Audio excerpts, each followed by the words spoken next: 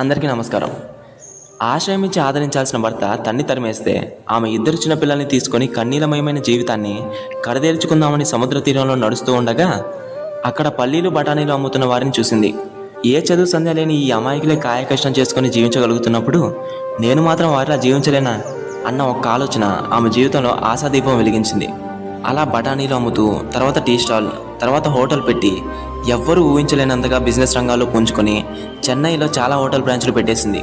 ప్రస్తుతం Sandeepa chain of రెస్టారెంట్స్కు అధిపతిగా ఆమె నెల సంపాదన అక్షరాల 50 లక్షల రూపాయలు. 2010లో అత్యుత్తమ వ్యాపారవేత్త పురస్కారం పొందిన ఆ ధీరవాణిత పేరు పెట్రిసియా నారాయణ్. తినడానికి తిండి లేని నిర్భాగ్య స్థితి నుండి చనిపోవడానికి కూడా సిద్ధపడిపోయిన స్థితి నుండి నేడు కొన్ని వేల మందికి ఉపాధిని కల్పించే స్థాయికి ఎదిగింది. చిన్న చిన్న ఫెయిల్యూర్స్కే జీవితాన్ని చేదరించుకునే వారందరికీ ఈమె కథ ఒక స్ఫూర్తినివ్వాలని కోరుకుంటున్నాను. వీడియో నచ్చితే లైక్ చేసి మన ఛానల్ ఇప్పుడే సబ్స్క్రైబ్ చేసుకోండి. మరొక వీడియోతో మళ్ళీ కలుద్దాం. By by.